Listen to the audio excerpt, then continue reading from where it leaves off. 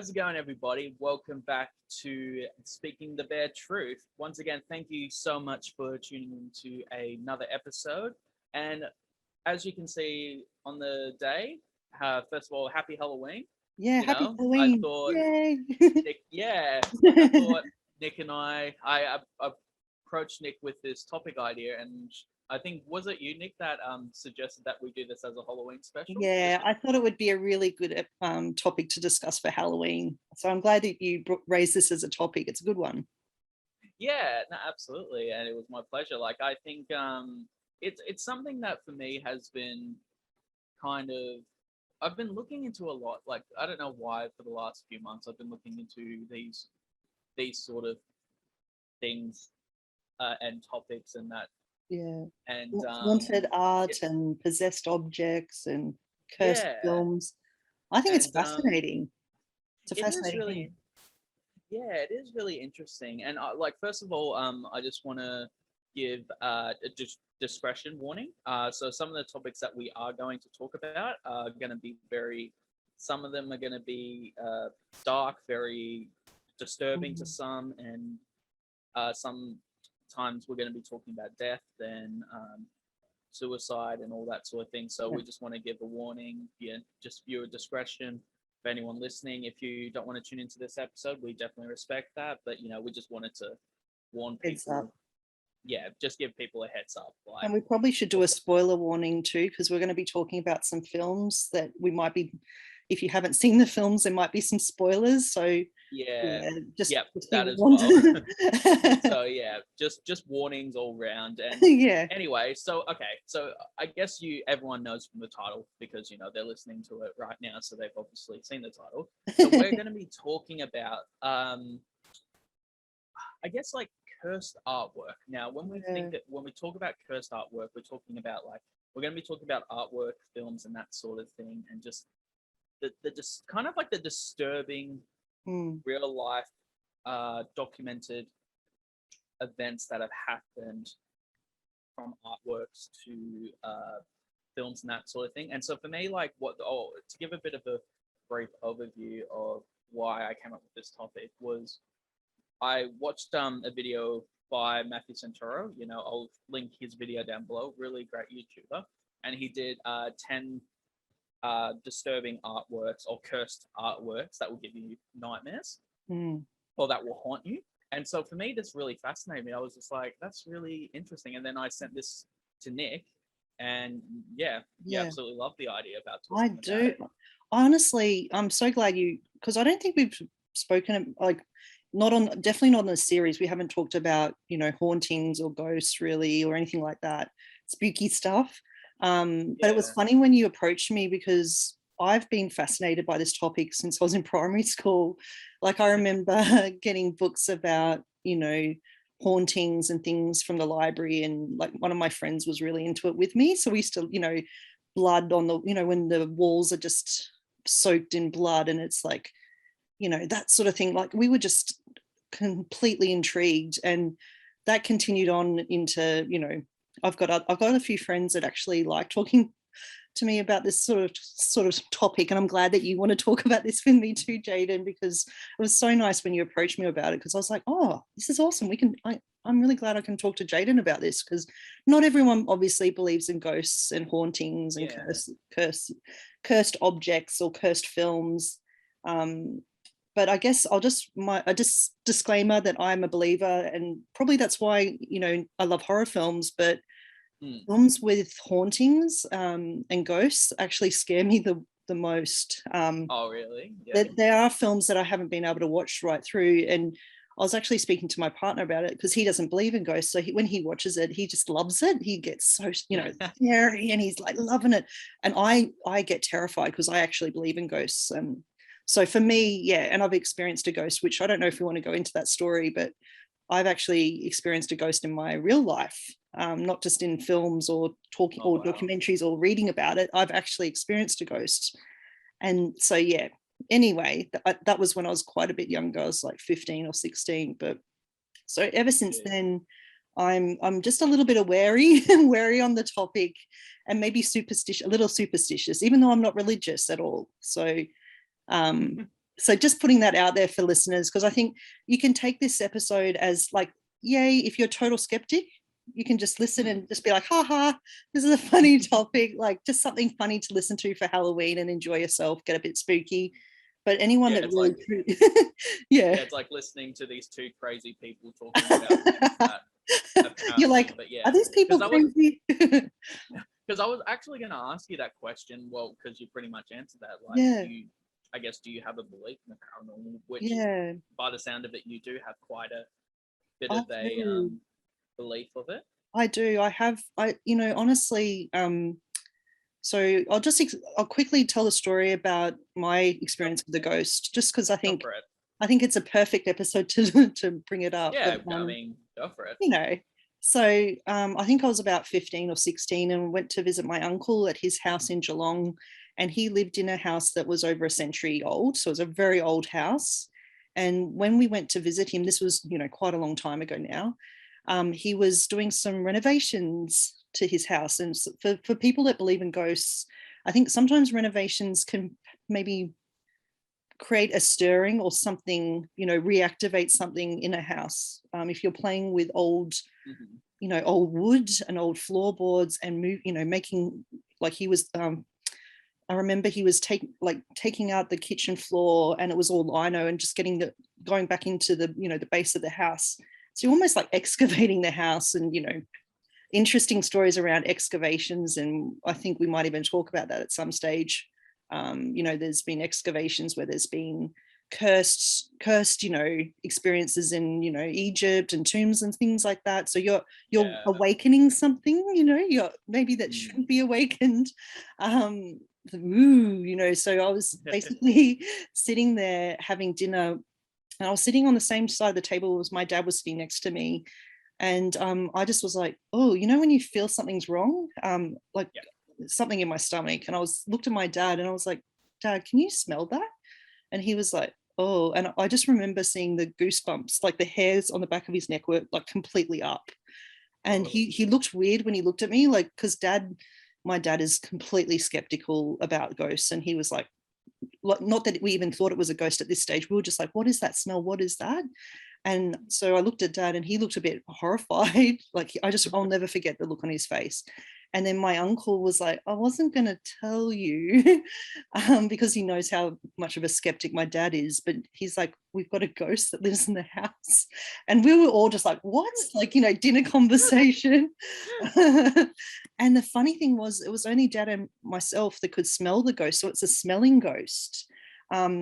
And no, the weird thing was my sister was sitting across the table, my stepmom, and they couldn't smell anything. Like, they were like, what are you talking about? It was like the ghost was right next to Dad and I, but we were the only ones in the room that could smell it. And I don't know how to describe the smell. It was like a fishy smell, maybe, but not quite fishy. Like, I don't know it's the strangest smell I've ever smelled. And Dad was, sorry, Jayden.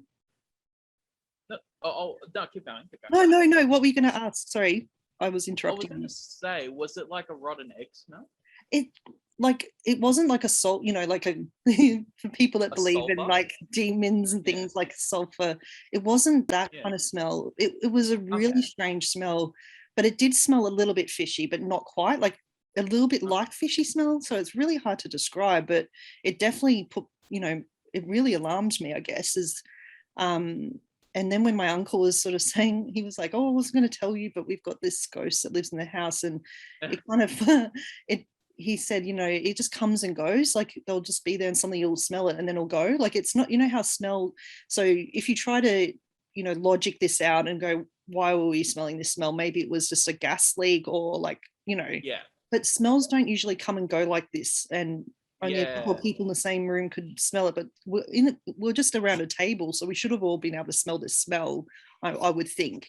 And my dad was like, is there a fish factory nearby? And Dad was trying to trying to logic it out. And my uncle's like, no, trust me. And then my uncle had much more of an open mind about it, and he was even saying that it leaves imprints, like it would leave a shape on the bed, like it would sit on the bed if you just made the bed, when the bed's like really, oh wow, and it would leave a bum imprint on the bed, like no one else had been in the room. So it's like, how do you explain that? Like, and apparently it even would come in. My auntie was driving her car, and it would actually just suddenly, she could smell it, like she was just driving along, and it's suddenly this, so it just appeared in her car. She nearly drove off the road. She nearly had an accident. She was okay, but so that's, you know, that's something, to me, that was an experience I had at like 15 years old or whatever. And I'll never forget it. And I have been to other places where I felt presence of something like, so yeah, look, so this is a great topic for me, because I'm totally a believer, and I'm not religious, but I just believe that there's spirits, and I believe that ghosts. So I've always, you know, believed since I can remember. And, you know, so I just love this, I love this topic. So thank you, Jayden.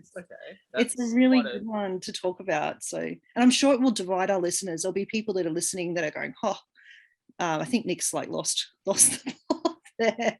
But you know, that's quite a story. Like I've yeah, geez, that's quite an interesting story. I think for me, like I guess with me, like that's I was as I said, I was raised with a Catholic background, and then I was in a Christian-based background, and but then as I got older, I became more spiritual. So I wasn't going to church anymore. Like I did have my personal belief, but then things like I had a couple of things that happened that I couldn't really explain, and then I started looking into like stories, and I started watching horror films, and then one of the topics that I will be talking about later on, I'm not going to say now, that is based on true events. Yeah. It really fascinated me to read about this sort of stuff. But, you know, I guess, you know, since you shared a story, I'll show you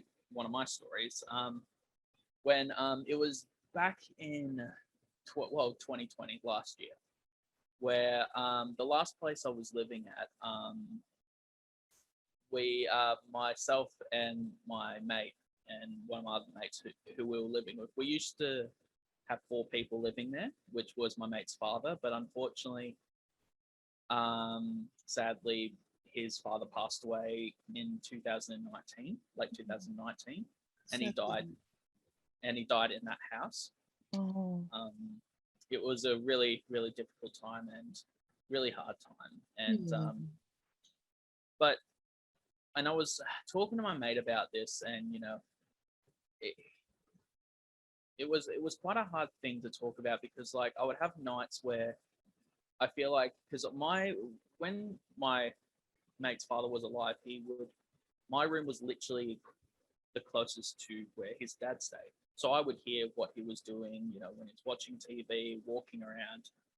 But even after he passed away, I would have nights where I would hear stuff. I would still hear noises coming from that room. But the weirdest thing that happened was I have this R2D2 droid that my mate gave me. And it's one of those ones, I can't remember what the company was, but it was one of these droids that you connect by Bluetooth from your phone, and you can control it through your phone. You know, one of those ones? I think I do, yeah. Yeah. Anyway, I was in bed one night, and I was just laying down, and then suddenly when my R2 droid is connected, it starts flashing. So obviously say it's connected. My R2 droid randomly starts flashing out of nowhere. Yeah. And I was just laying in bed. My Bluetooth wasn't connected. My Bluetooth wasn't turned on. And I remember just staring there and looking at it, and just kept flashing back and forth. And then obviously the first time it happened, I was just like, okay, maybe that was just an interruption. And then I don't know if it was a couple of weeks later, once again, it happened again. Ooh. But then I started to realize, like, the times that it did happen, I started just getting sad.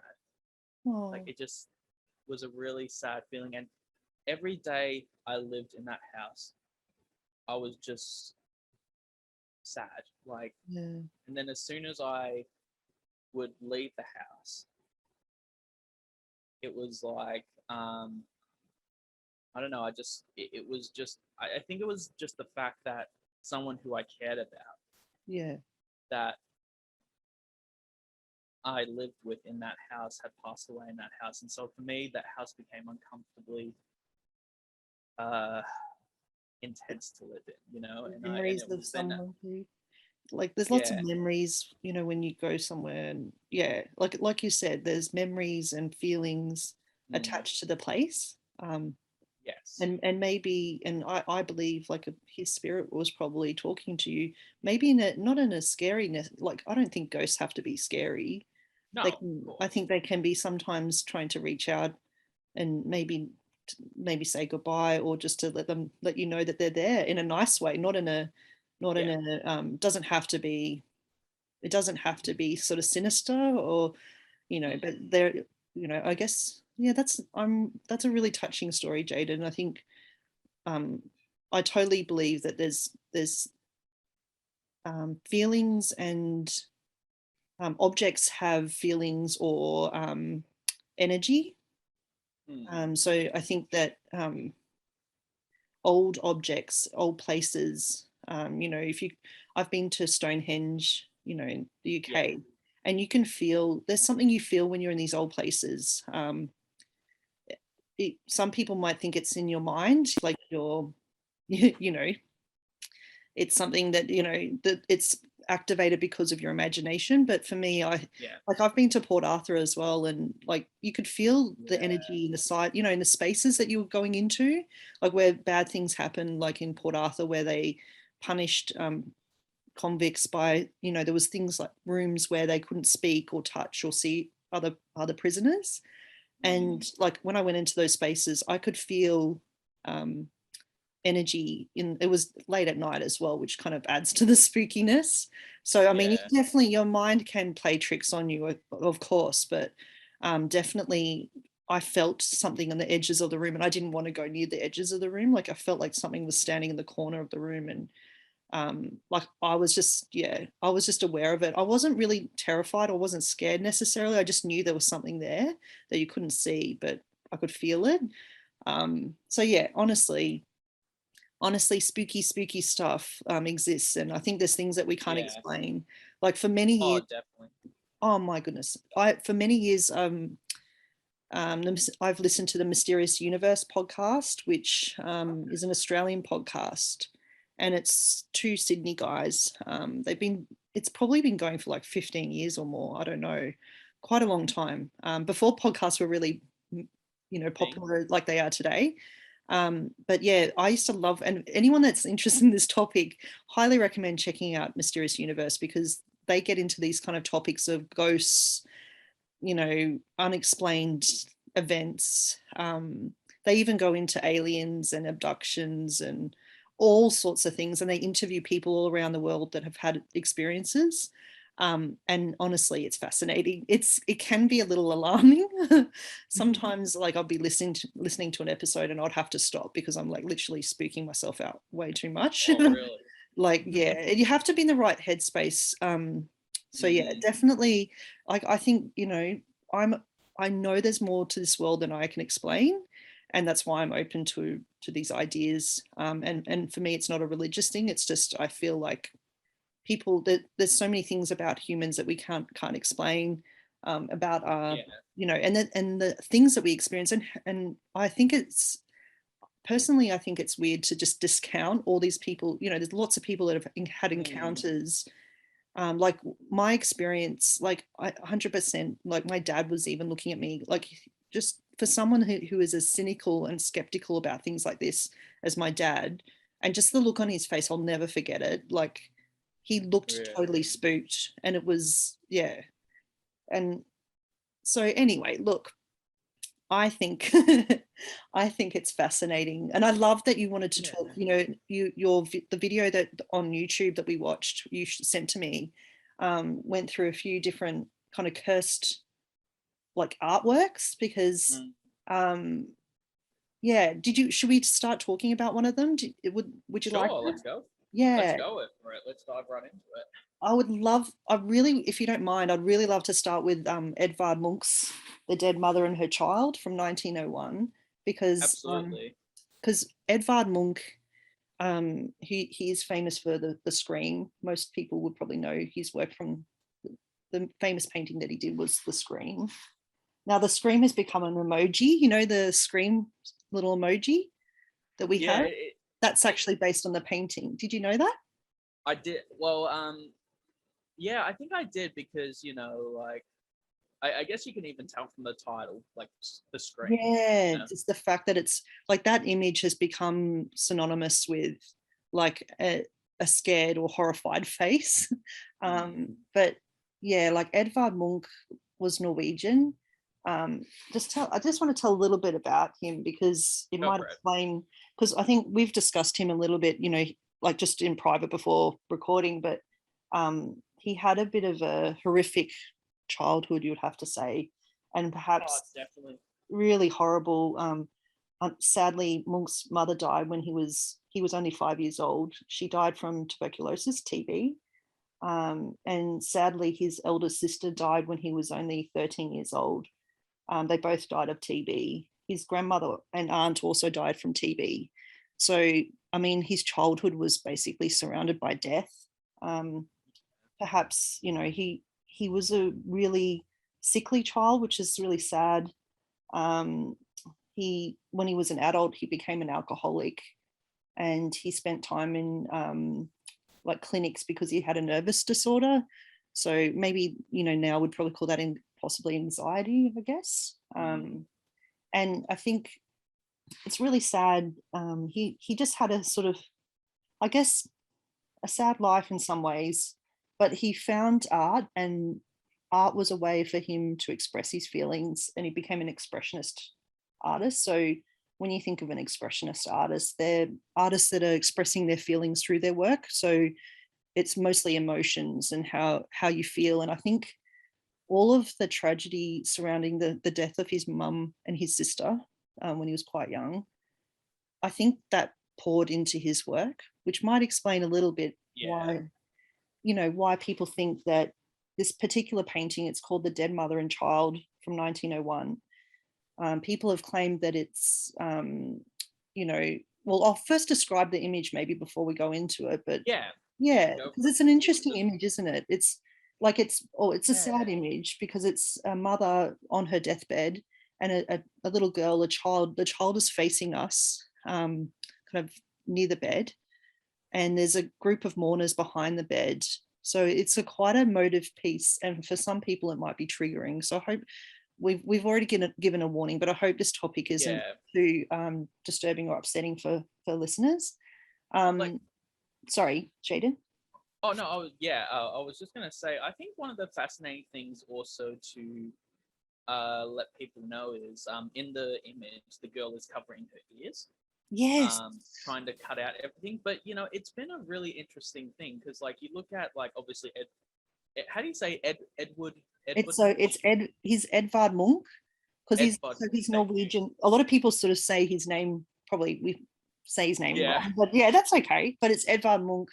One of the interesting things is like when you look at the screen, you look at a child and the dead mother. He always has like someone covering their ears. Yeah, that's interesting.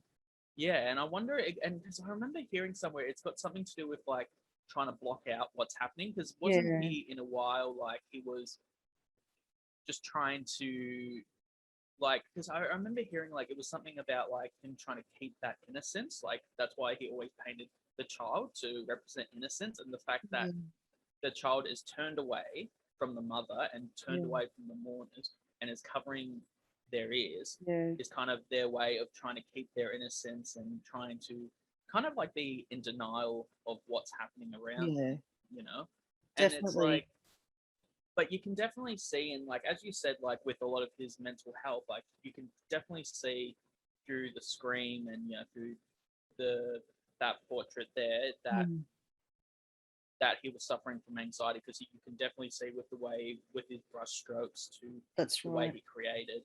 But yeah, no, it is quite a very haunting painting. It's a haunting painting. Like apparently he painted this scene over and over and over again over 40 years. And some people say the little child, the girl, is representing his sister.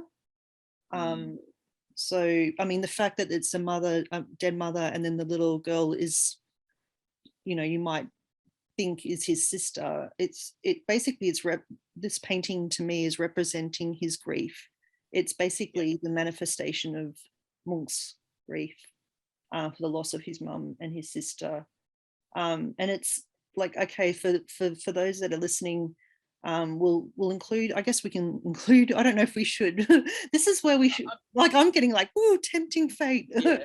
Well, I don't know if we should, but I was going to say what we could do is we'll include the names of the artworks, and then we can just say to the people listening, if you want to go and check out the artwork, we do warn that some of these images might seem a little bit disturbing to viewers. So, but we'll just warn them, saying like, just see it at your own will or at your own risk. That's right. At your own risk, because I agree, because some of the artworks we're going to talk about, people have warned that if you look at them too long, it can be quite disturbing. So look, that's everyone might have their own experiences when they look at their work. Personally, I find this a haunting piece. The imagery is haunting.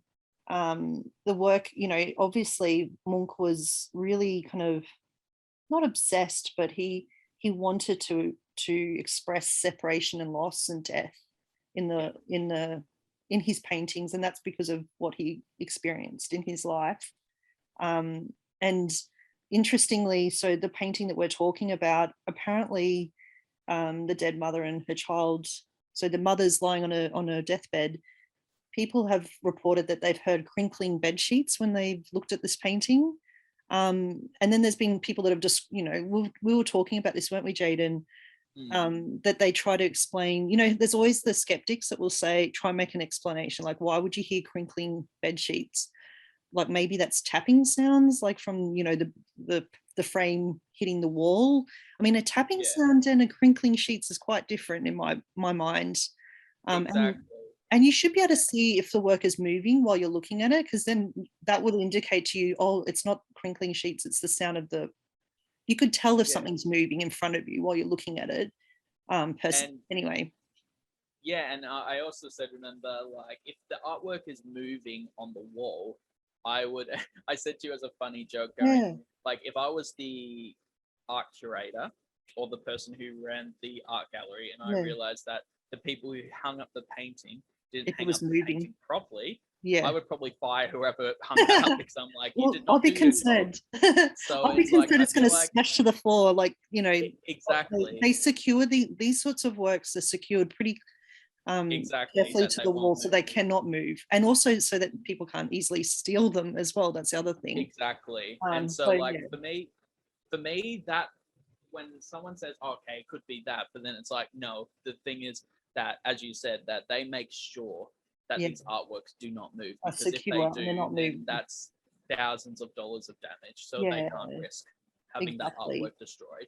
So it's but and there was also that other thing about that the girl's eyes are watching, and now for me, this is where I become skeptical of this, because I know that, like, you're allowed to be a little bit skeptical. Because like, there is a theory, like a psychology theory, when it comes to photography, comes to artworks, that when a photographer or an artist paints someone looking directly at the viewer, that no matter where you walk in the room, those eyes are always going to be following you, because it's got something to do with the eyes looking straight at the camera, looking straight. And I even tested this theory. Like, I was looking at pictures of I think I was at my partner's house, and I was looking at a picture of her that was looking directly at the camera, and I kind of moved left to right and center. Her eyes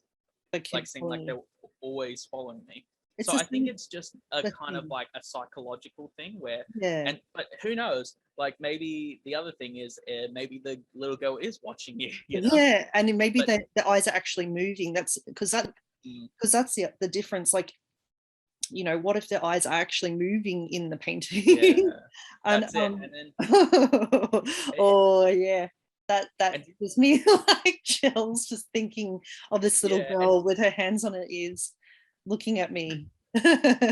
It's like, Nick, how you doing today? Are you walking around here? I hope But I don't give myself nightmares. oh gosh, yeah. We'll have to check on each other the next day to make sure that we're doing okay. But I'm literally speaking myself out. But I'm just thinking too, like, apparently there are, in that YouTube video you mentioned, they said that some viewers have apparently screamed uncontrollably, like when they see the movie, which I just think, oh my God, how terrifying if someone just suddenly screamed and they couldn't stop. Like how terrifying that would be. But there's other things that have been said, which bloody, this gives me the creeps. Like the child just goes missing in the painting, like disappears. Like that is absolutely terrifying. If I saw something like that, I think I would be, I don't know what I would do, because I would really be, thinking, am I going crazy now? Like, really? Yeah. Yeah. I think for me, and this is me being a skeptical again, like if I was to look at this painting and I realized that the child was missing in that picture, you know what I would do so that people wouldn't see me as crazy? I would take a photo of it. Yes, try to document it. Exactly. If you had the presence of mind and you're not just standing there like going, it's like, I guess that's true. I guess that's true. Like more people are freaked out about it, but I'm just like, like I said, this is me just being a skeptic. But like as I said, the thing that really sells me on this is the fact that people hear wrinkling of the bed sheets. Oh my God, that is the thing that creeps me out the most. Yeah, like that's the one thing that I go. That would be so eerie, because you'd be thinking, "Am I hearing that? Like, am I really hearing that sound?" Honestly, and the fact that this has been okay. So, if you want to, listeners, if you want to Google this, like, I mean, there have been obviously other artworks that have been described as cursed, but I think Edvard Monk is probably one of the most well-known artists that comes up constantly on cursed artworks lists. This painting, the dead mother and her child. And to be honest, when you understand the background, and he painted this after years of experiencing grief. The fact that while he was painting, he was feeling these deep feelings, like surely that was pouring into the paint and the artwork itself. So yeah, look, that gives me the heebie-jeebies, honestly. It's really creepy, and that is creepy. And it seems like, I was talking to you about this yesterday, it just seemed like he had just unfortunately just a list of bad luck.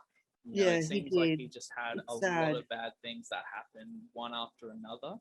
And it just seemed to be one trauma after another trauma that just led to all these things. And maybe it's like his essence has actually, and I remember it's like his essence is actually in his artwork, literally an artist who has literally put all his life and essence into it. And that's right. Maybe that's what's kind of lingering, in that painting, is just his life and his work into that painting. And maybe it's kind of like a representation of years and years and years of trauma and of anxiety that he had to suffer in the years leading up to before he passed away. I find that really, it's really sad. Like, just, he obviously had, he was also afraid of, kind of, there was some kind of, I don't know, mental condition in his family that was inherited through the family. And he was afraid of, I guess, I don't say the word mad, but he was afraid of that, whatever was going through his family. Like he had fears of, ending up in an asylum or somewhere like that, which would have been when he lived, because he lived from 1863 to 1944. So you can just imagine how horrific it would be in those years to end up in a mental institution at the time. So yes, he had a great fear of that. And look, you might say, I think maybe art helped him in some ways to express all these sort of dark feelings he had, and these the loss of his mum and his sister. But yeah, look, for people that are looking at his work that maybe have experienced loss recently, I would probably maybe say think about it, but maybe give yourself some time before you look at this painting, because I think it's Definitely. yeah, like I have looked at it recently. I've lost my auntie recently, and just looking at it, it moved me, but it was okay. It was sort of helping me process those feelings, and it definitely is an image that sears on your brain once you've seen it. You can't unsee it. So definitely, yeah, we'll definitely include the description some information about it. Check it out. You can see his work. Like, I really recommend, if you're interested in Edvard Monk, check him out. There's lots of people that have done podcasts about him, and I think you can look up different podcasts series on YouTube, or just generally podcasts about him, because he's a fascinating artist. And really unique, I think. Like, The Scream is one of the most fascinating works, I think. He's captured something that is universal, which is, in a way, fear, I think. I think that's a human emotion that everyone has at some point. There's something interesting that I'd like to talk about. Apparently he was trying to do what was called soul painting. So he was trying to express his sort of psychological emotions or state of being in his work. So yeah, if you're interested, look up soul painting, because I only discovered this when I started reading a bit about Munch. He was highly influenced, his use of color, which is I love the way he uses color. Oh, it's beautiful. Incredible. He went to Paris in 1895, I think, and he met Van Gogh and Gauguin and Toulouse-Lautrec, and apparently, I think it was 1895 or somewhere around there, 1889 or something. He apparently their use of color really highly influenced him. So we can again thank those amazing masters for doing, helping Munch in expressing himself through color, and the way he, like you said, his brushstroke is really, like, the Scream is amazing. Like, when you look at it, it looks like the background is like this whirling circle around him, which is almost anxiety inducing when you look at it. I find it fascinating, but again, it's something you might have to walk away from and look at something else and then come back to if you find it a little bit too perhaps intense. No, absolutely. It's he is definitely one of those artists, like, when you think of like artists who, when they paint with raw emotion. Like, you look at Vincent van Gogh, his strokes were his anxiety. I would say the same with Edwin. Edvard. Sorry. Edvard Monk. Where his strokes depicted his anxiety, his strokes depicted his life essence, And so maybe, like, that's why people think that this artwork is haunted, because of like the way that he was painting and depicting was capturing his life essence, his life work, and his life's trauma. And I think, I definitely can imagine why people have these experiences, experiences of hauntings when they're looking at these works, because his work is quite haunting when you actually study it and look at it for long periods of time. And if you look at his whole body of work as well, like, I would also say that I'm just thinking now that the dead mother and her child is almost like a self-portrait. So, which, you might argue, no, it's not a self-portrait because you can't see Edvard in the painting. But to me, he was painting is something that he was feeling, like maybe his own family history, something inside him in that work. So maybe it's a psychological self-portrait perhaps. But sorry. Oh, sorry. I was just going to say, look, it's a fascinating work. Honestly, I love it. But did you want, is there another work that you wanted to talk about, another artwork, or did you want to talk about film now? Because I know that you have some films you want to talk about. Sure, I've got one artwork to talk about. Mm. It's a, you know, you think that one, the one we just talked about, was interesting. This one, I haven't. I'm gonna say this right now, and like I said, viewer discretion. I know we keep saying this, but yeah, we just want to always make sure that we tell our listeners to, you know, just be warned. You know that we've warned you. That we, you know, we're covering some dark ground here. Yeah. Yeah. There's not been many artworks that, when I look at it, have disturbed me, and this one has definitely been one that I'm just like, I was looking at and I was just like, there's just something about it. But the artwork I'm going to be talking about is Man Proposes, God Disposes, which is, do you know that word? Man Proposes, God Disposes. No, I don't think so. I don't recognize the title anyway. But yeah, like the artwork was by Edwin Henry Landseer, in 1864. And so traditionally this artist was, he paints animals, but this artwork was a huge change, like, for what he usually does. It actually adapts the darker tones of his normal artwork. And so for me to describe the artwork, it is two polar bears in I think it's the North Pole. Yeah, I think it's the North Pole, who are devouring a wreckage, a ship wreckage. So one of them is. This sounds really familiar now. Yeah, sorry, one of them. Sorry, I just got an image then. I think I must have seen it, but I just didn't know the title. Okay. So one of them's wrecking a sail and biting into a sail, while the other one is biting on bones, which we can imagine would be human.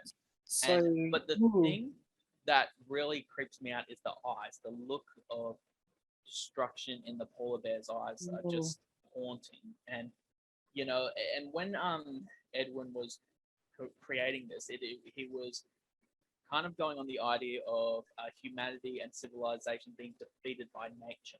But then when you actually dive deep, there is a more disturbing meaning to this artwork than just polar bears eating the sail. Like, to give you an idea, so like, it is he was depicting a scene of, or an imagined scene of, the aftermath of Sir John Franklin's expedition in 1845, exploring the Northwest Passage. So what happened was they went exploring, and then after a while, the ship never returned. And so for a while, they disappeared without a trace, no contact, nothing. And then suddenly, another expedition came through, and there was traces of the wreckage, and also traces of bodies that were found. And apparently the men got lost. They ran out of supplies, and when they actually discovered the bodies, some of the state of the bodies were proven that the men ended up resorting to cannibalism out of desperation. So they ended up getting so desperate that they ended up eating each other. And this was a really scary time, because this was during in the UK, during the time where they were exploring. Obviously, they were going around the world exploring different places and that sort of thing. And this, like, when this came back, that their own, like, obviously their own men had literally gotten lost and ended up resorting to eating each other, because they ended up running out of supplies and all that, and they ended up going crazy. This drove fear into everyone. And so what Edwin wanted to do, he actually depicted the idea of, like, civilization and humanity being destroyed by nature. And it's kind of like the desperation of what happens when, you know, we'll go without a trace. And, you know, it is quite, when, as you look at it, it is a very haunting painting. And this painting now is in the collection of the Royal Holloway in University of London. Now, when we talk about, like, and the people listening are probably going, okay, so this painting has a very creepy backstory. what is the the hauntings and why you include this? Well, so there has been a, a cursed feeling through the students that go to this university that they believe that this painting is cursed when you sit in front of it during an exam, because they believe that people who have sat in front of this painting during an exam, they have failed.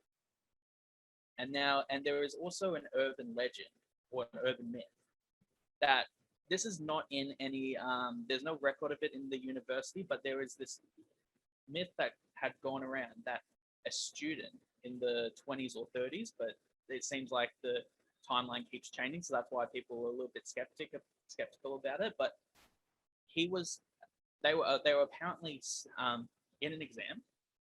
They were staring at the painting for a long duration of time, and then suddenly they jotted something down, and with their sharpened pencil, they stabbed themselves in the eye and killed themselves.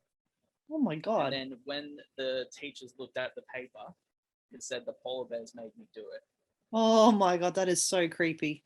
And so I just looked up the painting. It's absolutely terrifying when you even just looking at it. I can't imagine that, that's just on the wall right near students, doing their exam. Oh.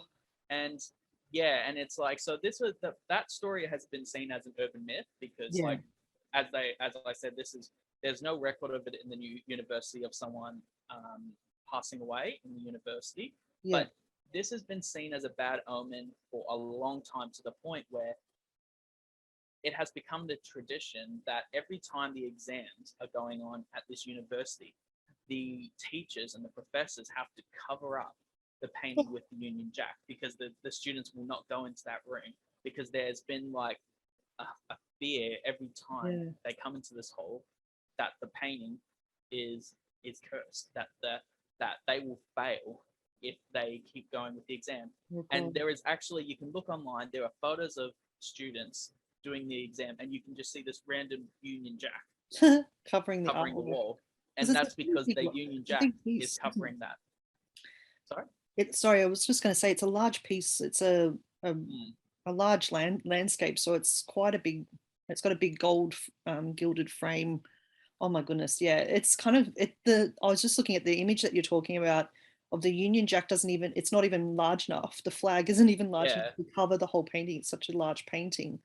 Oh boy, yes. I'm superstitious enough that I would refuse to literally sit next to that painting. Oh, I feel like I just wouldn't go into that room. I wouldn't want to be in the room. Yeah, I just don't want to be in that room. I don't want to do my exams because I'm scared of the polar painting. I'm scared of the Man Proposes, God Disposes painting. And that's a great title, by the way.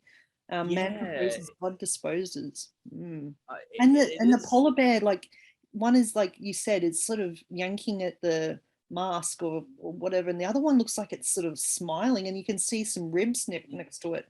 Ooh, yes, that is a freaking violent painting. So wow. Gives me the heebie-jeebies.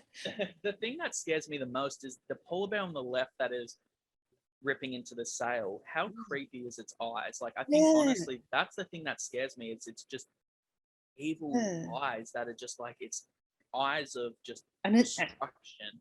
And I think that's what scares people. And it's got that grimace, like, when like a dog, when a dog holds onto a stick and you're trying to get the stick off the dog and they're like, no, and they're like growling, and they start showing you their teeth. It looks like that. It's that, like, oh Jesus. Actually, I didn't think of that, but you're right there. Has that real, like, oh geez, they just look like they're in a frenzy, like both of the polar bears. And I think sorry. Oh, sorry, that's all I was going to say. But no, I think that's why when he was creating this artwork, he kind of wanted to depict that whole idea of just a desperation of, like, feeding, and like that whole story of this expedition that has gone missing. And they became so desperate that they ended up turning on each other. They turned into animals. I mean, cannibalism is one of the, talking about horrific things, like in terms of film, like it's probably one of the most horrific things that you can put on even in a film. Oh, cannibalism. Like it's it's I beyond. mean, yeah, there's not many. I mean, you've got like you obviously got the movies like Hannibal and There's a Silence of lot. the Lambs, and yeah, Cannibal very intense Holocaust. stuff. Yeah, there's some really terrifying films that would just that it. I think this is a topic. Cannibalism is quite disturbing. Like there's been cannibalism in the history of Australia through in Tasmania when the convicts escaped, and there was a whole series of stories of documented stories of cannibalism in Tasmania because of getting out, like escaping, and anyway, definitely gives me the heebie-jeebies.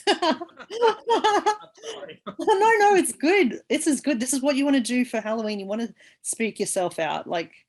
But there's a film called Cannibal Holocaust, which actually Adam has spoken to me about before. It's from 1980, and there's that's quite horrific. But I haven't seen the film because I haven't got my nerve up yet to watch it. Yeah, because I think I will freak myself out a bit. But I feel like something that has a title like that, even I don't think I could watch that because yeah, yeah, it's a bit. I think even right now, like I've been finding that I can't really approach really dark. I mean, of course, we can talk. I'm happy to talk about this subject today, but there's certain things that I can't really broach in terms of watching documentaries or films and things. Just while we're going through some dark times ourselves, I find I'm just waiting. Yeah. I'm waiting for the right moment for me to kind of dive into those sorts of things, but maybe not right now. But yeah, oh my God, that is such a spooky. Thank you for I've never seen, like I think once you started describing the painting, I started thinking, oh, that sounds familiar. And just looking at it, I don't know if I've seen the painting before, but that's fascinating. What a fascinating story.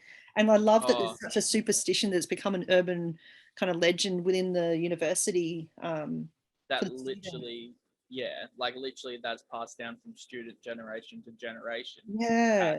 It's like no matter what, I think it's like been like 40 or 50 years, they've just kept doing it because the students are so skeptical that they won't even want to enter the They're room. too spooked. They're too spooked by the thought of that they could literally fail the exam. And I mean, the painting's from 1864, so it's an old painting too. So that might be generations of students that are like, nope, no thank you. It's like, nope, I'm done here. Oh boy. Oh boy. Creepy. Yep. So, do you want to say the next one, Nick? Yeah, maybe if that's all right. Well, I was wondering, like, there's this. I don't know for listeners if you're on Shudder.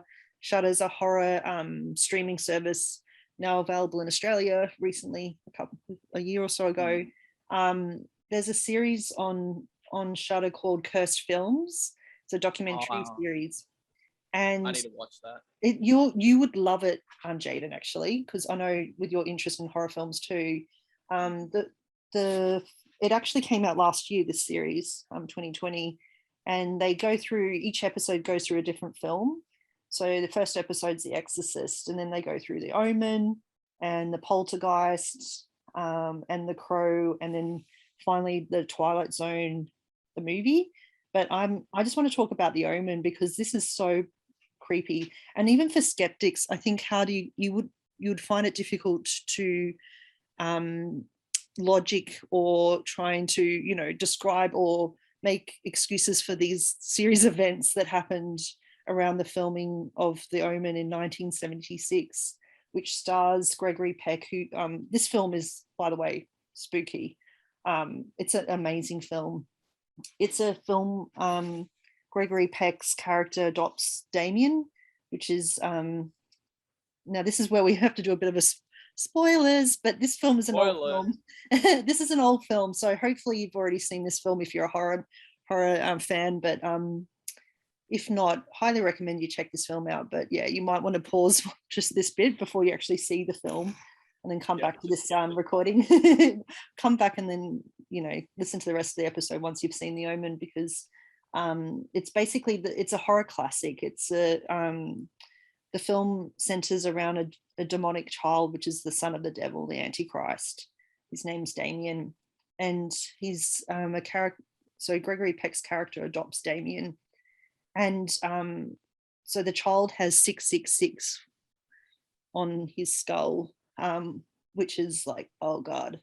So people, so people who were connected to the film, they even had like kind of religious sort of, some advice before filming, because I mean, the film goes into really dark territory. Even if you're not religious, I found it like they actually made the film following The Exorcist in 1973 because there was such a hype around The Exorcist, and then some, then the Omen. Like it's just people were intrigued and wanted, there was a lot of it was a blockbuster basically. They knew that this would become a horror blockbuster. So yeah, some of the weird events that happened. So Gregory Peck, apparently he cancelled a flight. I think he was coming over to, because they filmed in London. I think, in England anyway. And yeah, he was flying over, but he cancelled the flight. And sadly, the people on that flight ended up crashing into a car, and everyone was killed. All of the passengers were killed, and the car actually hit. The car that they hit was the mother and child of the pilot, so they were killed as well, which is just absolutely horrific. Like maybe some skeptics out there might just say that's just a freak accident, and Gregory Peck was lucky that he wasn't on that flight. But then Gregory Peck was on another flight to England, and it was struck by lightning, the flight that he was on. And then another person, a writer that was connected to the film, David Sletzler, sorry if I'm saying his name wrong, he got a separate flight to England, and that flight was also struck by lightning, which like how can you just how can you kind of excuse like two flights, two separate people heading to the set of the film, both being struck by lightning? What's the chances of that happening? Yeah, that's a very that's isn't that weird? Like, I mean, that's really odd. It's strange. So yeah, look, that's a couple of things that happened. There's some pretty disturbing things in the story of the film. Obviously, there's some horrendous things that happened. But yeah, there was actually the executive producer and Gregory Peck and some others. They decided to go and have, like, they were going out to a restaurant, and when they were on the way to the restaurant, the building was destroyed in an explosion, which it could have been an IRA explosion, but I'm not sure. And apparently there was also another hotel explosion in London, which was again IRA. But what's the chances? Like, these are all these are events happening around people connected to the film. Like how many events are happening here? But that's not all. Like there's literally there's more things that happened. The special effects designer, he was part of there's this horrible scene in the film where someone is decapitated, which I was like, it's for horror fans, it's like scream, yeah, oh my God moment. But for me, I was like, oh my God. It was really, the way it happened, it was really violent, and it happened, a car and some glass, like a car banged into something, and some glass hit a person and decapitated them. And it all happened so quickly in the film. But what is so freaky is that so the special effects designer who was involved in making that scene, his wife was in a car accident and she was decapitated. Her head was decapitated. No. And this is horrible. Sorry, it was really horrible. Where it happened, apparently there was a road sign that said Omen, but it wasn't spelled Omen like Omen. It was spelled Omen. And then there was a sign that said 66.6 kilometers, like 666. Like, what? Yeah, that is bloody, to me, that is like, I'm not making this up, like, and the good thing is it's well documented. So that, I mean, the people around the filming of it, like the producers and the directors and people connected to it, they are documented in that series that I talked about, but there's other documentaries and lots of information about it you can check out online. This is this is not all. This is crazy. So there was a baboon scene in the film. The mother and child go to a zoo, like a kind of safari zoo, where you're in the car and you drive, Yes. and you see like the baboons around the car.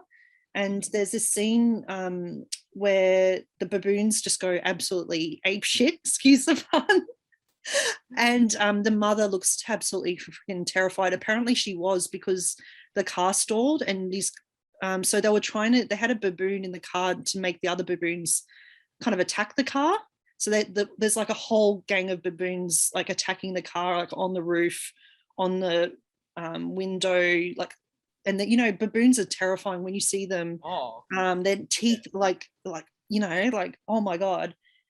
It was pretty scary. And apparently, so they had a trainer help them with filming that scene.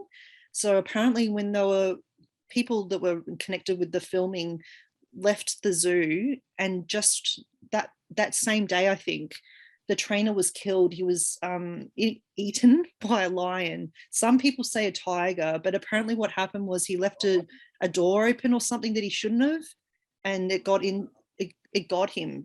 A lion or a tiger, some say lion, some say tiger, attacked the trainer, and he was killed. So he was someone involved in the film as well. Okay. Okay, so there's another scene that is actually really scary, where the hellhounds, like there's a scene where these Rottweilers, like so apparently Gregory Peck had a stuntman for this scene, because it's pretty horrendous. What happens is this whole group of Rottweilers come in, and they're in the cemetery. So Gregory Peck's character's in the cemetery. And anyway, so Peck's stuntman was attacked by Rottweilers. Apparently in this scene, the dogs went absolutely crazy. There was like a frenzy, and they were ignoring their commands from their trainer. And the man got seriously injured. Like, I think he was okay. He didn't die, but but there was a lot of Rottweilers in that scene. Maybe a skeptic might explain, maybe they just had too many Rottweilers and they couldn't control it, because I mean, we have to remember this film was from 1976. It's before a lot of the special effects that we have today, so they had to do things for real. But honestly, all of those things that have happened connected to this film, how do you explain that? Like, one after the other after the other. Like, I think the one that scares me the most is the one about the guy who does the animation for the scene where someone gets decapitated. It was like a special effects scene. Yeah, like his wife literally I know, died the same decapitated way. in the same way. Isn't that terrifying? Yeah, that's, man, I mean, how often do people get decapitated in car accidents? It's fairly rare, I would say. Like, for his wife to die and the fact that there was a road sign as well, like the road sign just freaks me out. Like, that is just spooky. Like that. So basically, some people, if you watch this episode in the Cursed Films Shudder series, they actually interview people like witches and dark magic practitioners and things, and they talk about like horror films are almost sometimes inviting dark things to happen, because they're covering dark territory, and you're dealing with the devil and the son of the devil, Antichrist, in this film. So for some people, they think it's almost inviting these events around the film. But honestly, I think I have to say that film it feels like it's cursed to me for the number of that and especially as you said, like it would be like, if it was a one isolated incident, you'd be like, okay, maybe it was just a freak accident or something. A freak accident. But the fact that you listed nearly like 6 to 7 different like things one that after happened, the other, it's like that is really scary. That's hard to explain away, isn't it? Even for the big skeptic, like because they even interview people on the series. They try to interview different people that talk about coincidences and the theory around coincidences and accidents, and the kind of scenario, like trying to looking for symbolism where it's not, where it isn't there, and and even the people that are trying to explain this away, because they're sort of saying, look, the Omen, you know, like other horror films haven't been necessarily cursed, whatever you know, but the fact that this particular film had so many events, I don't think you can describe the fact that one horror film wasn't cursed and one is. You can't explain. I don't think it's easy. It could be the easiest thing in the world just to explain all of this away and just say, look, that was just all these tragic accidents and, you know, events. But honestly, in my mind, this film was cursed. Or maybe there's something. It's trying to work with, you know, it's the subject matter is so dark. You know, anyone that's listening to this and has seen The Omen, it is a really affects you. The film affects you. Gregory Peck, by the way, is absolutely amazing in this film. He's an incredible actor, obviously, and he made this film when later in his career, so he, you know, he was a master at his art, but he did an incredible. He really got to me in this role, I think. So yeah, look, highly recommend seeing this film, and let us know if you haven't seen it already. Like, let us know what you think. Like, if you think I'm totally off base here, but yeah, Nik is just crazy. Nik's gone crazy, hey. But I think, yeah, it's a good Halloween film, by the way. Like, you know, in October, you know, a lot of people do the 31 days of horror, so watch a horror film every day of October. So yeah, get into it. Like, might have to do that myself. Actually, I've never done that. And you know, while we're in lockdown, it's fun because I do it myself. Like I've been doing it only the last few years because of going along to Melbourne Horror Film Society. A lot of people that go along to that do 31 days of horror, and I tend to like have a theme around it. I usually try, at the moment, the last 2 years, I've watched all female directed horror because I'm just really interested, and there's not a lot of it's changing, like things are changing, but in the last few, I think in 2020 and 2021, there's been an explosion of female directors with horror films coming out, especially available on streaming services, which is really great. So yeah, get into it, and maybe watch The Omen. It's a classic. If you haven't seen it already, it's an absolute classic. I did say, you know, gave a few spoilers, but I try not to give too much away. Yeah. I did sort of, some of those scenes are really big scenes in the film. But yeah, anyway. Well, you know what? I'm gonna do the 31 days of horror. Yeah, like, you should. Because obviously, as we're recording this is a. We're recording this before we're Halloween. Recording this before Halloween. What I'm gonna do is I'm gonna include a list of right now, like this is past Jayden talking about future stuff, and this is past Jayden. I'll include all the films right now in this video of all the films that I watched. Yeah, go for it. And maybe we can do that. Maybe we can do a recording in the future after October, like in November or something, where we talk about the films we watched and the ones that we liked, and, you know, just discuss them. Because, you know, I really love getting film recommendations, because there's a million films that we could see in the world, and it's always nice to get a good recommendation. Highly recommend that you see this, and maybe watch it with The Exorcist, because I think that would be an interesting double feature. Oh wow. Perhaps I'll be sleeping with my light on after that. Yeah. But yeah, they're both great films. Actually, so I did mention The Exorcist is in that series. So apparently they had sets that caught on fire. Yeah, and they had, you know, deaths around the production, and there was a lot of PR and hype around the film. Actually, it's the series, the cursed film series on Shudder. Going into The Exorcist, it's actually quite disturbing, because a lot of the filmmakers often get death threats when they make these films, like by religious nuts and all sorts. Oh, really? Yeah, definitely. So, I mean, you know, you're really, in some ways, you might be tempting fate by touching on these topics, but I think it needs to be done. Like, we need to go there. One of the episodes on The Crow was really sad, actually, and I found it hard to watch. because the tragic loss, death of Brandon Lee was absolutely just, even if, because they were interviewing people connected to the film, like special effects artists and makeup artists and producers and things like that, and they were still getting teary even now. Like, I mean, it's sad, that film was from 94, and it's still sad to this day what happened to Brandon Lee, because of a stupid accident. Because really, I don't know if I would say that the crow is cursed. I think that was just a really horrible accident where they should have checked the gun properly before. And so I like, just to explain to our listeners what happened. So in the scene, obviously, what was the actor's name? Braden or Brandon? Brandon Lee. Yeah. So Brandon Lee got shot in the film, but then what they didn't realize was the gun was actually loaded. They were meant to be firing blanks, but the gun was actually loaded, and he ended up getting shot on set and passed away.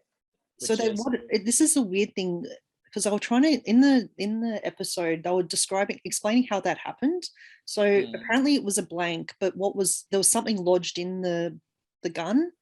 So they hadn't cleared it. It was a blank bullet. It wasn't a bullet, but there was something already in the gun that they hadn't cleared before they put the blank bullet in. And that's how he was killed. It wasn't actually, so it was, it was something inside the bullet, like a bit of metal, something was there. I actually found it, because I don't know anything about guns. So they were trying to explain it in the, so apparently what they should have done before they put the blank bullet, they should have checked and cleared, the gun of anything inside there, because it was probably from something that happened before the film. Like, anyway, I'm not really describing this very well, but it wasn't actually a bullet. It was something that was lodged inside, and then they put the blank bullet in, and that's whatever was lodged was the thing that killed him. So it was a bit of metal.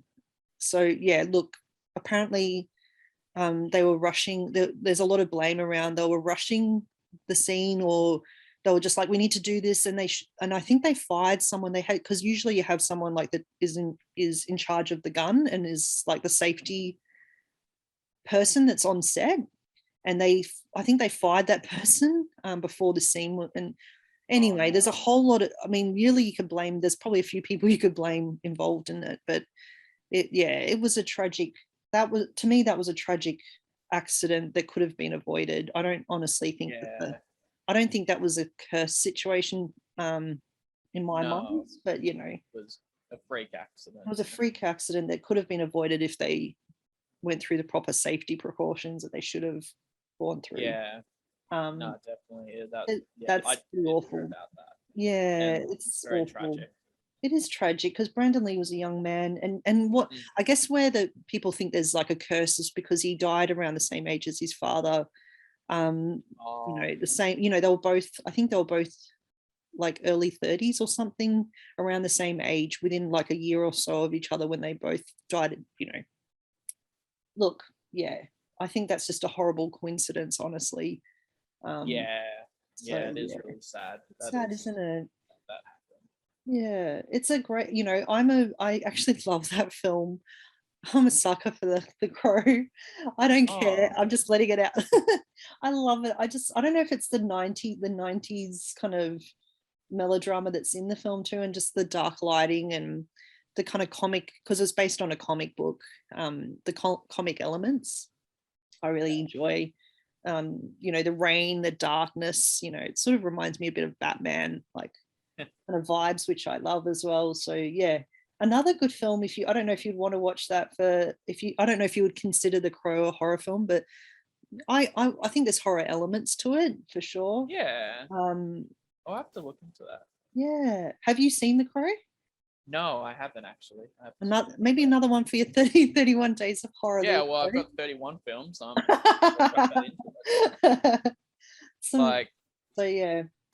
It was really interesting. That series is really interesting. It actually goes into the Poltergeist as well.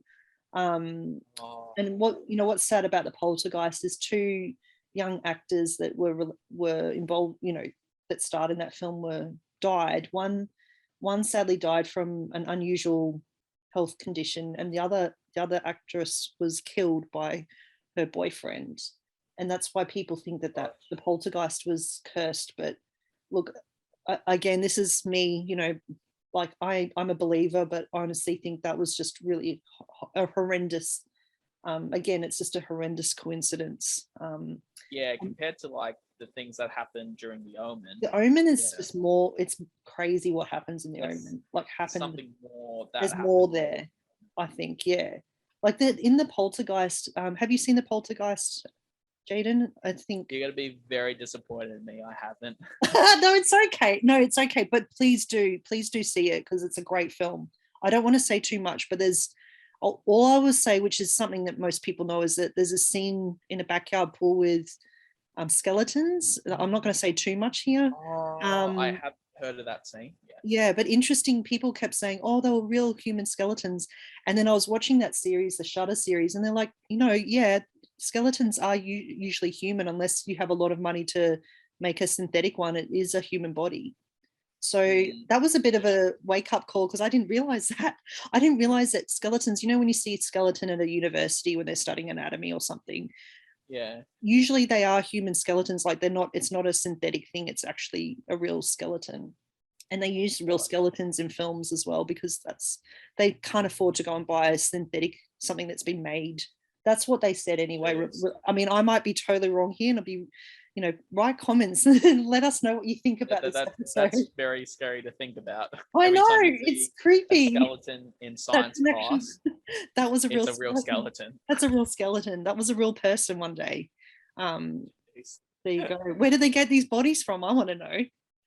Yeah, that's my question. Is do people donate? Are they bodies that were donated to science? So, when you donate your body to science, maybe the skeleton is kept to become, So they'll probably boil. This is going to get gross. Hopefully I'm not grossing people out, but they would need to boil the body to make it so that there's not fat and like weird tissue and stuff. You know what I mean? Sorry.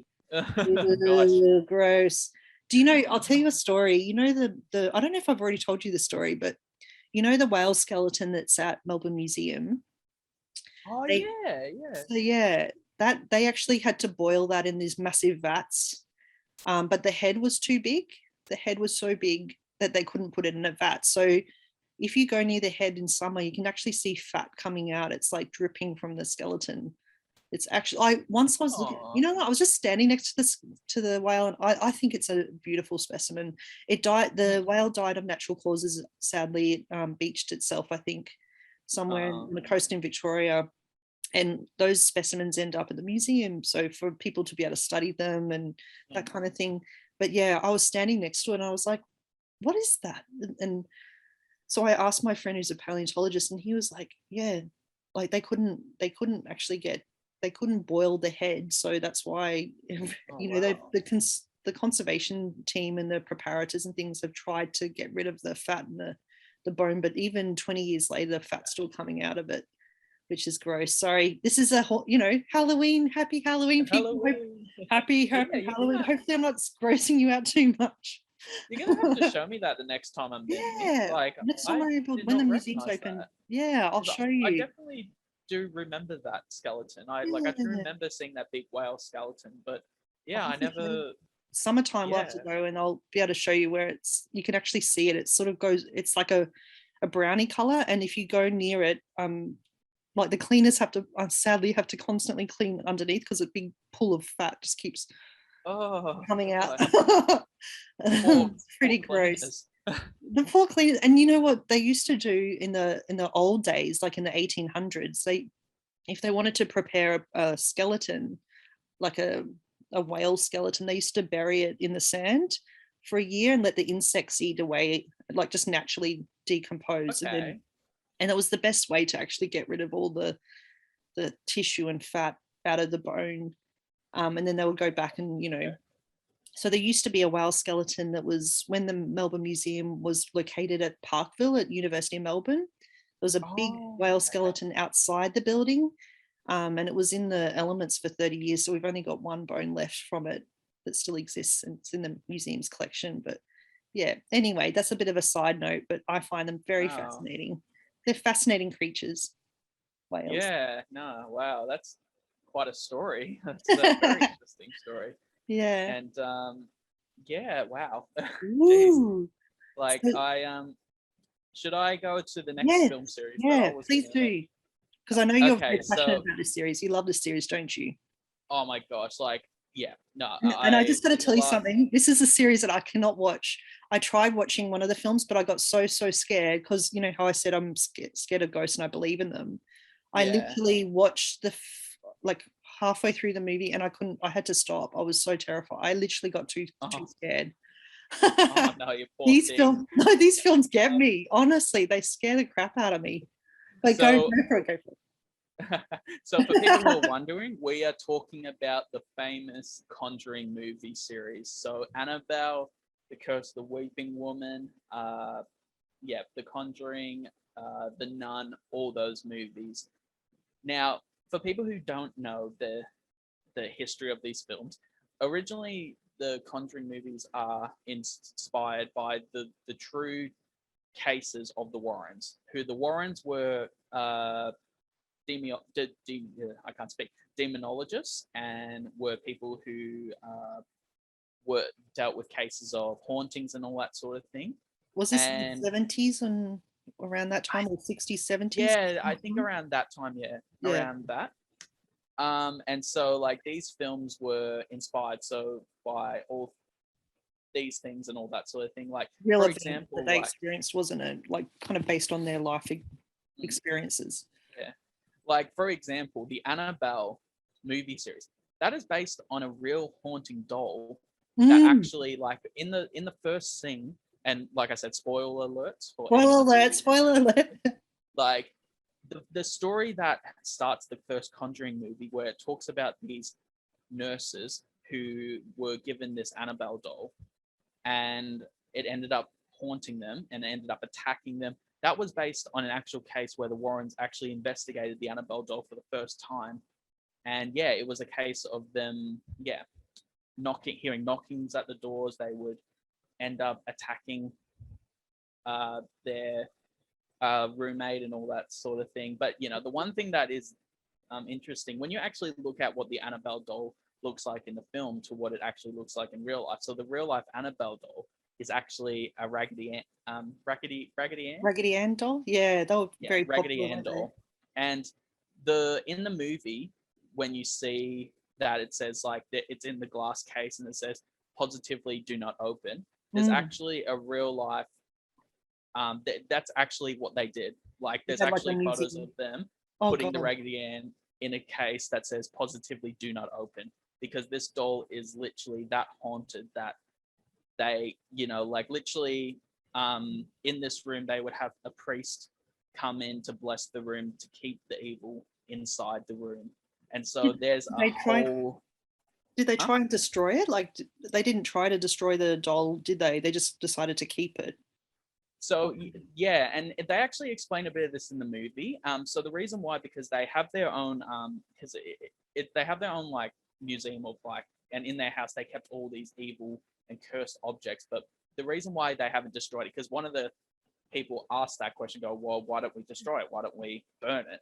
And it's like, and one of the Warrens pretty much says, well, that's not going to help, because you know the doll is a conduit.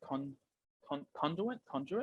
So something, the doll is not the haunted thing; it's the thing that's possessing the doll that's haunted. Yeah. So in a way, you'll be destroying the doll, but you're not destroying And then what's it will go inside somewhere her. else. Like, and who Yeah. knows where it will So go. yeah, so what they thought would be the best thing to do is keep it locked away, so that The evil the spirit is not. object, yeah, the spirit doesn't leave, so Yeah. it stays connected to it and won't leave. And that's why they said if you end up burning it, it's not going to help, because it's just going to end up, that thing's going to end up going somewhere else. And so that's why they ended up taking the Annabelle doll with them and that sort of thing. Did they? What But did they do with like when? Because are they still alive? The couple are they no longer with us? Are they? unfortunately, Lauren Warren, Is it Jeez, Warren? Yeah. Lorraine Warren. I nearly said Wayne, like Bruce Wayne, but no, not Bruce Wayne's mom. Lorraine Warren. She recently passed away. I think it was 2 years ago. Oh, And the other one has as well. oh, So, that's sad. but yeah. So Oh, it is. what happened to their collection then? Do they must have had really strict rules all around their in their will, I would say, about what happened to all these objects. I don't know exactly what happened to their Yeah. collection. I think it's still there. I think Ooh. there's a museum that It's so creepy. is That's a creepy obviously movie. looked after. Yeah.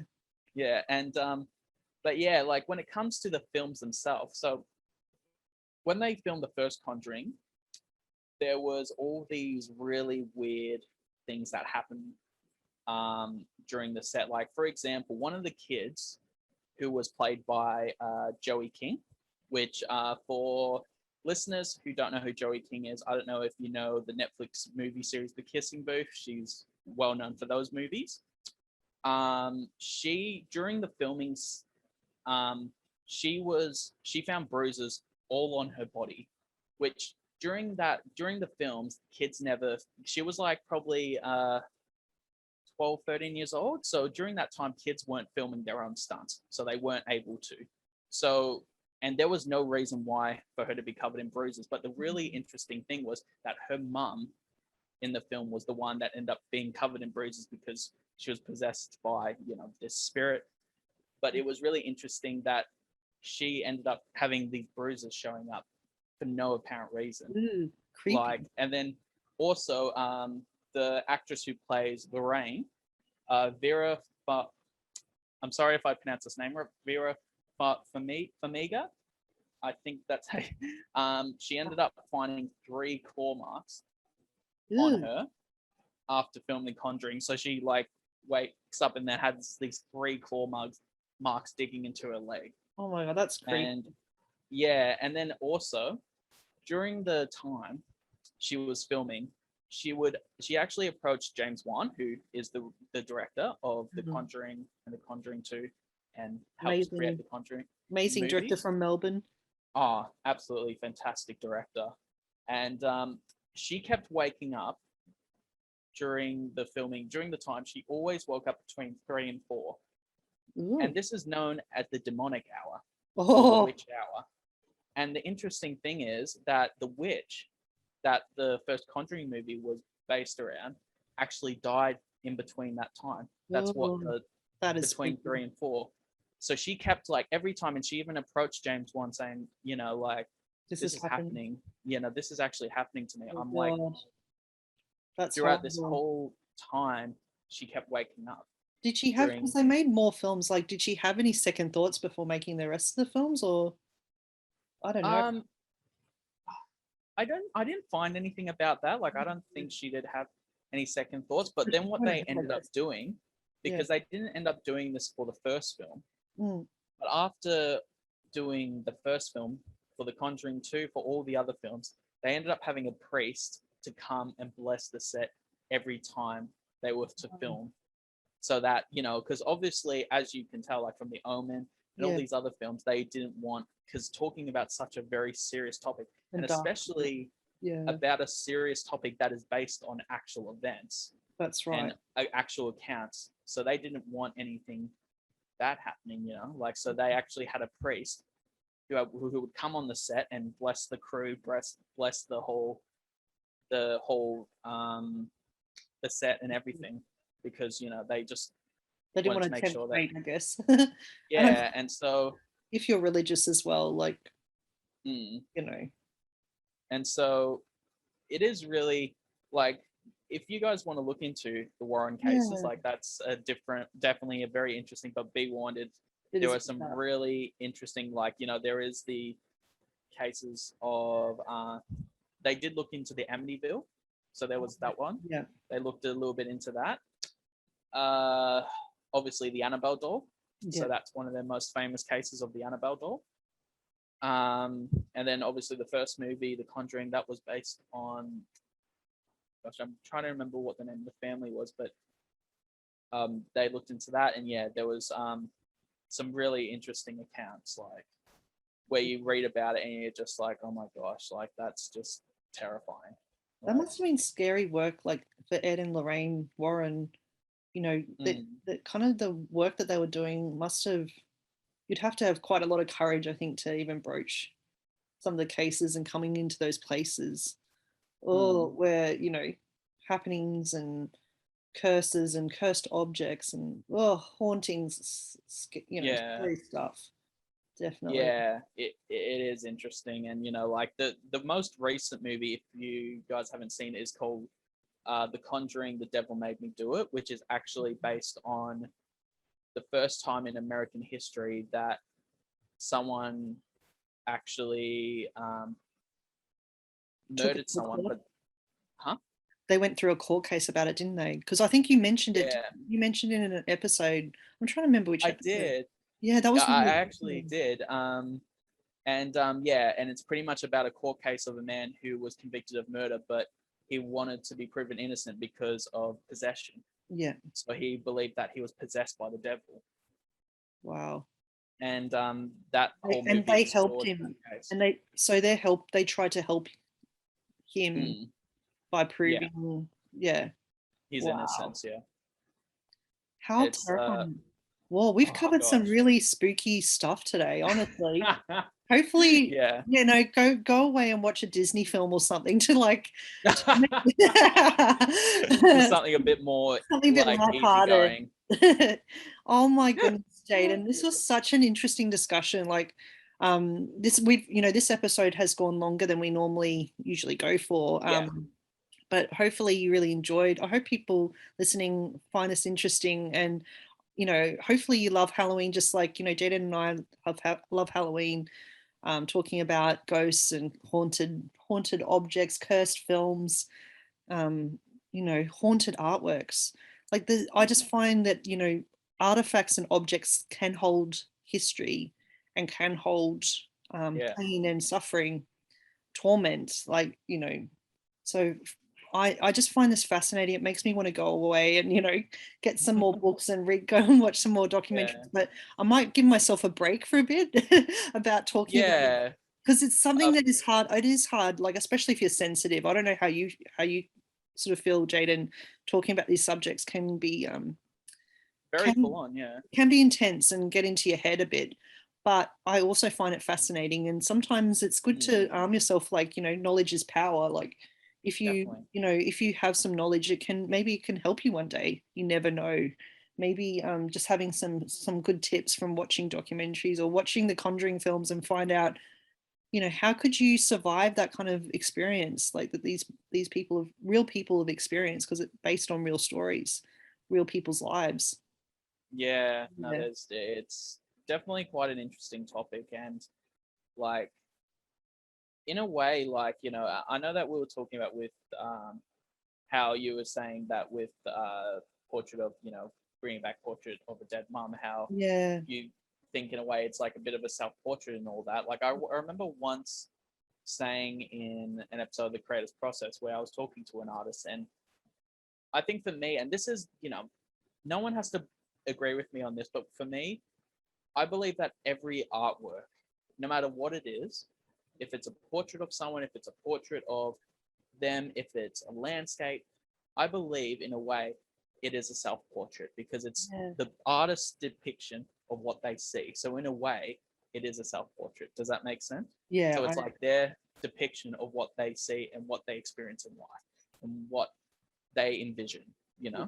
Yeah. So definitely. it's like, I definitely think it's the way that artists portray through their trauma and portray through, you know, and that's maybe, as I said, maybe why some people think that they still feel a bit of a weird presence while they're standing in front of this artwork, because it's like standing in front of the artist themselves.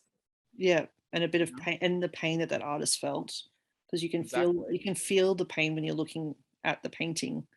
Yeah, you know, and like the absolutely. crinkling of bed sheets is like the creepiest thing for me, like, because that's a very specific sound that everyone, you know, most people know what that sound is like, that crinkling sound that sheets make. The rustling sound, that is spooky spooky stuff. No, thank you. Okay, I'm not going to sleep for another 24 hours now. No, it's all Okay, good. good to know. It's all good. It's all good. I might watch it like something really silly just to like go, woo, shake out of it, shake out of it. Well, sometimes I like to shake it off. I like to watch some, sometimes some stand-up comedy or something really silly that's going to make you like laugh, like, because I think you can cleanse yourself of this. So listeners, if you're finding this a bit too spooky, maybe watch something really funny that makes you like laugh out loud funny. That might help. Absolutely. Shake it off.